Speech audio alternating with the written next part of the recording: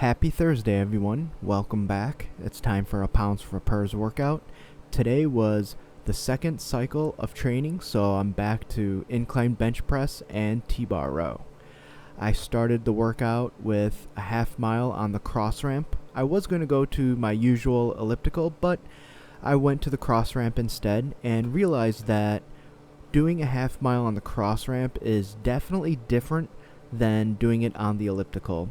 And that has to do with the fact that the Crossramp is more of a climb, whereas the elliptical is more of a stride. So they do have a difference in terms of which aspects of the lower body they're emphasizing. And for the Crossramp, it takes me longer. So it took me 6 minutes and 29 seconds to do the half mile. And I think that explains a couple things, especially while I was working the Olympic lifting program. I think it explains a couple things.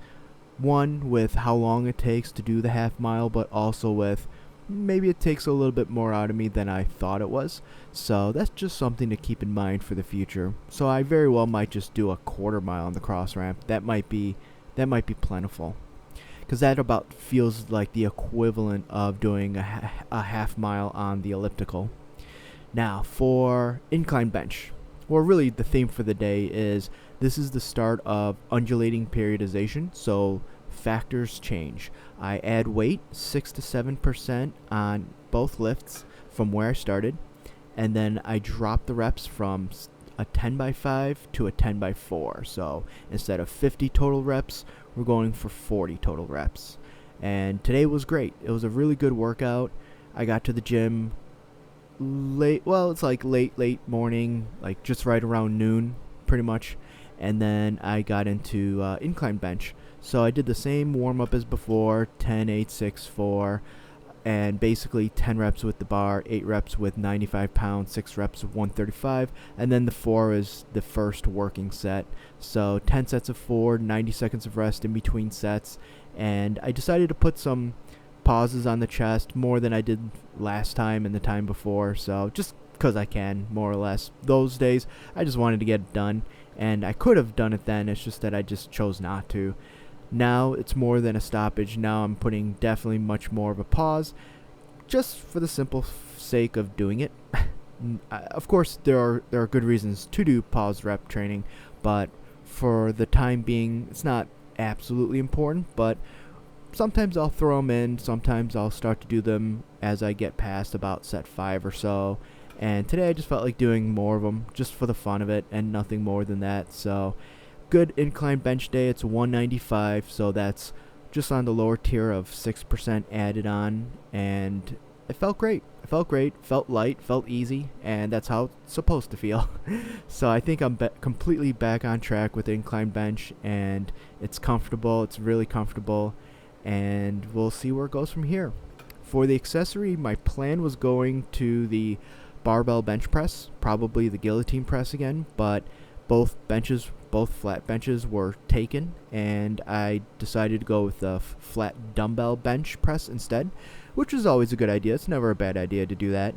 So what I did was I did a warm-up set of 8 with the 75-pound dumbbells. So I used the 75s for a warm-up set, and then I decided, hey, let's push it. So I went to the 90s after that. I did a set of 8, then to the 95s, did a set of 8 with that. And then when I got to the 100s, which I used to do sets of 10 with, and I think there was a time when I did 12s.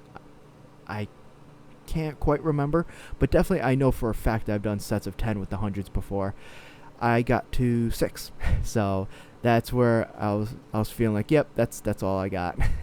So, and that's all right. It's been a long time since I've used the 100s for pressing, and I'm all good with that. Okay, T-bar row. A few things to note with the T-bar row. I'm still kind of getting my footing with it. It's just still getting used to it and accustomed to it, and I had a couple ideas running through my head. I could drop a plate, just go lighter.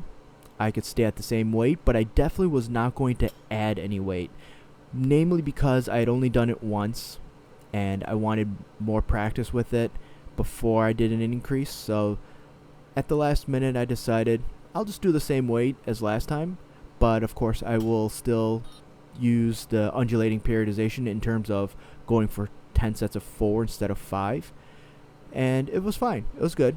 I could probably drop a plate still. That's still kind of in the air and a possibility. Although, don't get me wrong, the weight is very comfortable. It's just dialing in everything that I want to use. Like that right there, you saw me kind of jolt back a little bit. The sleeve actually was the bar was coming out of the landmine attachment, and I didn't realize it. So when I pulled up, it clicked back, and so that's why you saw that shift to my heels. But I'm trying to refine it. I'm trying to really get a good sense of how I want to do this movement, and I think I'll just keep the same weight again, and then start to increase from there when I drop to a 10x3.